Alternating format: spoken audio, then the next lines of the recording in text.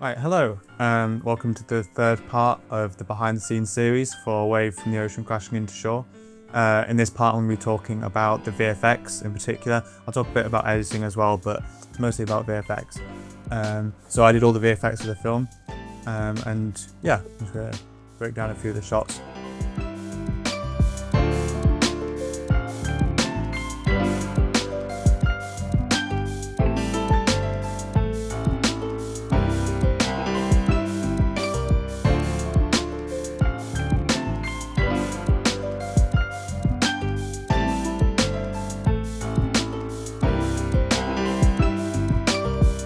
So the first shot of me on the ground was shot in my garden, so it was shot afterwards, but then obviously the shot of Petrovagora was shot on location at Petrovagora.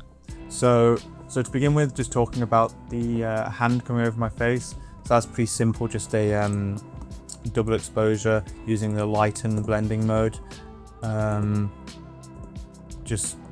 see, there we go. So you can see the base here. So it's just two shots, one with me lying just on the ground, and then the other shot of my hand coming over my face in the same position. And then, yeah, it just uses blending mode, lighten. Is it here? Yeah, you can see here, lighten blending mode. And I've also just masked it out, so it's only in that area. You can see there's some overlap on my nose here. But I think it's okay. I have it just fade in and then come in, and then the colors. Got some camera shake, and then just messing with the color curves that you can see here. Kind of a soloization effect, I guess you'd call it. And then I'm just playing with the curves until it looks alright. Yeah, and I've got my compound node here, which is just the kind of film grain. So I've got glow, some halation, film grain, film damage, some more film grain, and then the color space transform just to kind of bring it from the log footage to the look that I want. There you go, so this is the actual one. So then for the second part of this shot, I used a spinning circle with a smoke emitter in Blender and tracked it into this shot and put it behind Petrovagora, behind the monument. Unfortunately, I don't have the footage for that anymore because my hard drive corrupted, so it's lost. But yes, that's what I did. And then I used the program Absinthe to transfer the motion data of that onto the last frame of the other shot, which then creates the transition. And you can see the kind of swirly stuff. And then for the kind of weird wobble that you get, that's because I used a camera shake effect in the color tab and then exported that or rendered that as a video. And then I used planar stabilize effect. So that was kind of trying to warp stabilize it. So you get a kind of weird wobbling effect, and because I have control over both of those, I can make it get more intense towards the end of the shot. So then the next thing I'm going to talk about is this shot, which has the plants growing out of my arm. Let's go into Blender and I'll show you the project file. So this is what it looks like. So I've got it's a bit messy, but yeah. So it's an arm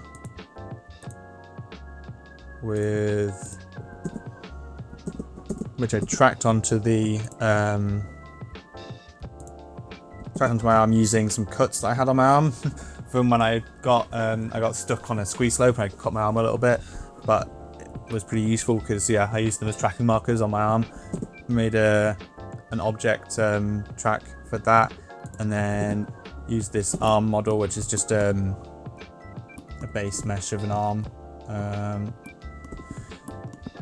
and then I projected my arm onto it with a gradient, and you can see, and then for the flowers I just downloaded these off of Sketchfab and animated them so they kind of grow, and I had them grow where the spots are on my arm, and then I used a cloth simulation so that they kind of break through the arm. You can see them breaking through there. which you can't really see in the final render too much, but it is there if you look, particularly up at the top right one. I mean, you'll see, let's go back to this. Yeah, you can see it breaking through here, see? Yeah, so I used K to cut, then enter to cut it, and then just V, and it will do that, and then you've got to cut in the mesh, and then weight painted the areas so that it's just that where the cloth simulation is happening is around where I want the cuts to be, and then just run a cloth simulation with that group as the pin group. Yeah, simple cloth simulation stuff. And then for the grass to grow, I used a geometry node setup, which is down here. Simple setup, so it's just distribute points on face and then instance on points. I wanted them just to go in a certain area. So yeah, weight painted. That name, I used the named attribute node, transform into the density, so it's just around that area.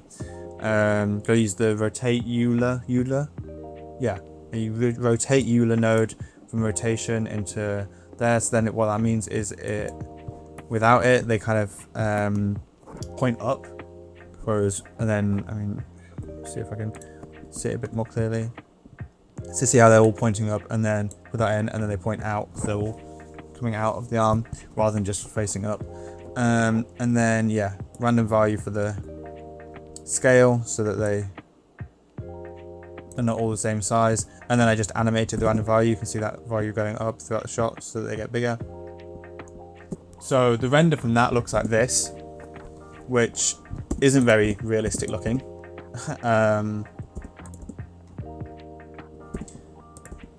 So when I add a bunch of effects onto it, I make it black and white and crunch all the blacks and add some camera shake and some spherical stabilizer, which you do in the fusion tab. You add spherical stabilizer and that adds the kind of weird warping at the top and bottom. Then it looks okay. I'm happy with the shot. Right, moving on to... So the next shot I'm going to talk about is this one, which is very flashy. Okay, so this is the base footage, which I just used my light rig, which I showed in part 1 of this series, and then sped it up a little bit, but you get this kind of the light circling around me.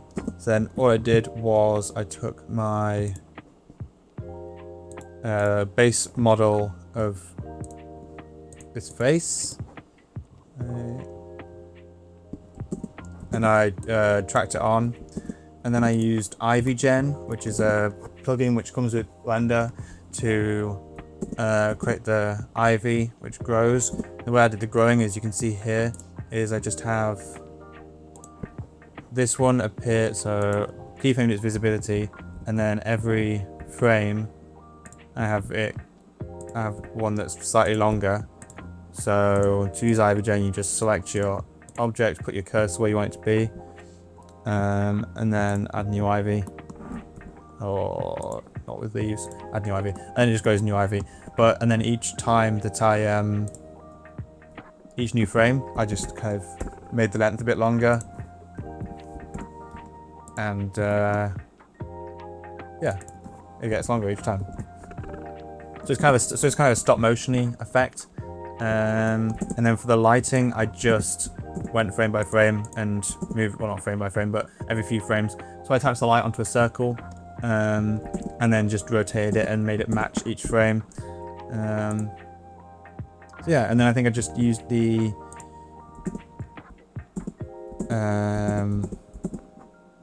made this into a shadow catcher, so it's not actually doesn't have any texture. It just, or material, it's just catching the shadow. And yeah, then I rendered that out, and it looks like this. I render it, so we play. There we go. Yeah, so it looks like that.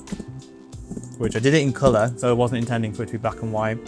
But then I ended up making black and white, and looks like that. Oh, and then I went in, so when I rendered it, it was just looked like this, but then I went into the color curves and I just played with my color curves, so I kind of was inverting it every few frames just to make it a bit more flashy. I also used some warp, so I just used fast noise. If you add a corrector, fast noise, and then turn that on to use to warp image, and then auto animation, turning seed up, and then it will like warp like that, and you just play with that until it looks good. Yeah, and then also there's some spherical stabilizer, which in the fusion tab, spherical stabilizer, and you just run that through and you can play with that, and that just adds the warpiness at the top and the bottom of the image. So yeah, again, another simple shot, and then these two are just, I'm just playing with the color curves and stuff. There's nothing too VFXy going on with these. I think I added some, I overlaid some Super 8 footage over it to give it this kind of grain, make it kind of dirtier. But other than that, it's just the shot of me with my head in there, and I added some digital zoom and stuff, but yeah, simple stuff. For this shot, I'm not going to explain how I did this because I just pretty much followed a tutorial. So I'll just link the tutorial, so it'll be in the description, it'll be maybe in a thing there.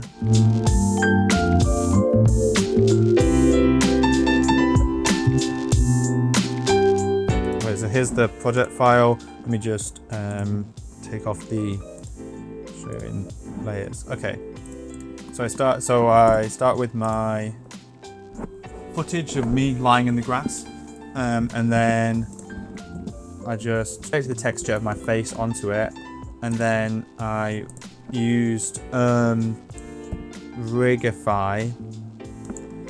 So then I animated this hand coming through, which looks like this.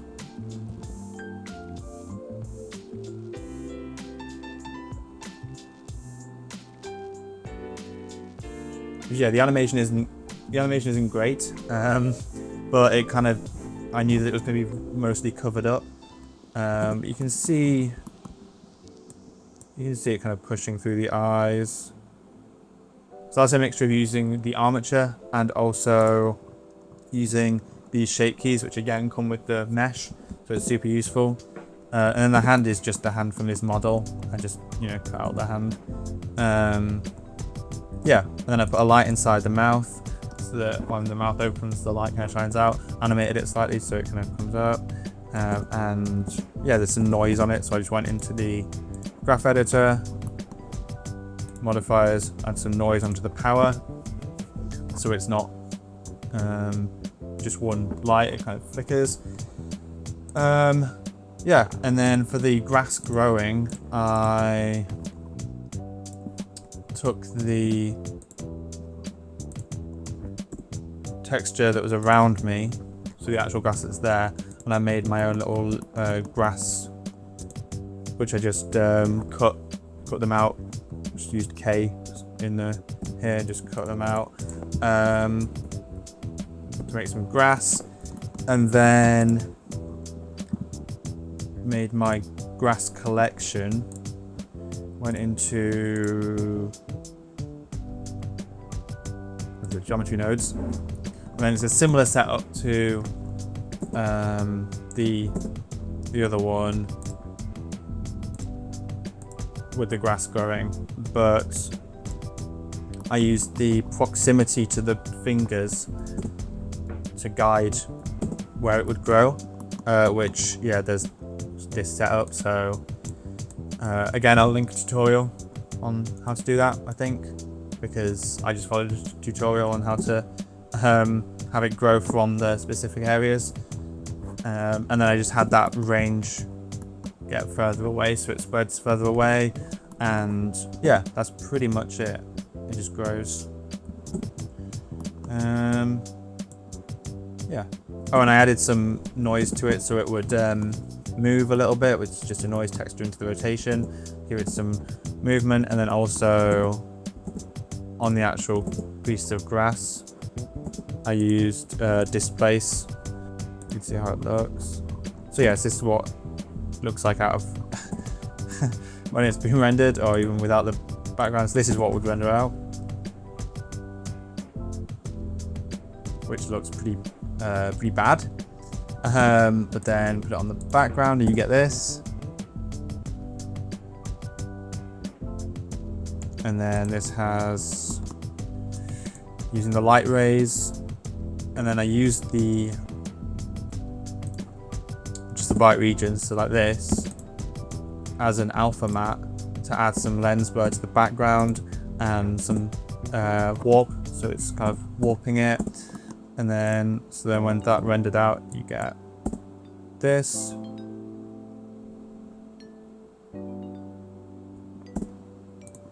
And then similar grade to the other shot that was black and white and kind of weird. Yeah, and then with a bit of playing around, you get that.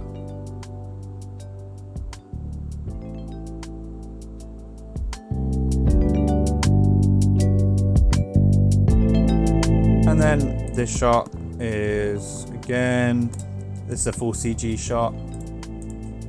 Yeah, this is the project file. So I had my base image and then I projected me onto this model. I have, again, simple, same geometry node setup to have the grass on there, which I just had on the floor, which I just have fade away as it gets further away. Let's turn off depth of field so you can see it a bit better. Let's turn off camera shakeify. So again, camera shakeify, that's a add-on which you can get. It's free. Me rising up. There you go. And then adding a bunch of noise to the camera motion so it's all shaky. I also have my focus object, which you just on your camera, on the depth of field, you put the object as an empty, and then I just have that moving around all over the place, so that it, here you can see it, how is it? Moving all over the place, so then the focus is shifting all the time. And then I have the grass growing, which again in the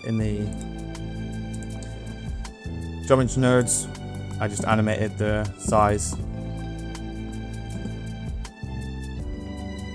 So this usually is very glitchy, it's not very good, doesn't look very good, but I knew I was going to mess with it a bunch, so I turned it upside down and then used the kaleidoscope effect again. Just get that, and then flicker, glow, more glow, some curves, some more glow, the film stuff which I went through already, and then just play with it, and there you go, this, which looks okay because it's so messy that it doesn't really matter that the render's not very good. And then I guess this is the final VFX shot, or not VFX, but just, you know, weird editing shot, which I just keyframed some lighting adjustments. I think I had some glow keyframed, which was number 3. Oh, it's not even glow, it's just, yeah, it's just this. I have it as weird, and then it comes back to normal. That's all that. There's a few other shots that had little things done to them, but nothing too much. Like, I guess an example of that would be this shot, which originally looked like this. So, yeah, there were windows on either side, and then I just masked them out, and it's not nice a shot. But yeah, everything else is just color grading and simple stuff. And this, for example, again, just some masking of light sources to add a bit of light beams and stuff. That looks okay. Same with this one, a lot of masking to because the focus is over here and I want it to be over here, so I just like brighten this area, darken this area. It looks a bit nicer. You can see me a little bit nicer. You're not looking over here quite as much.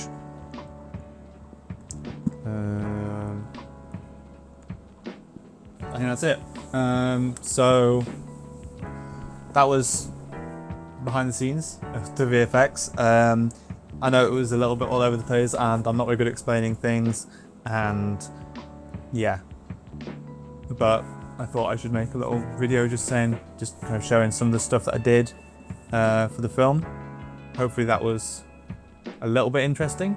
Yeah, if you haven't watched the film already, go watch Away from the Ocean Crashing into Shore. Goodbye.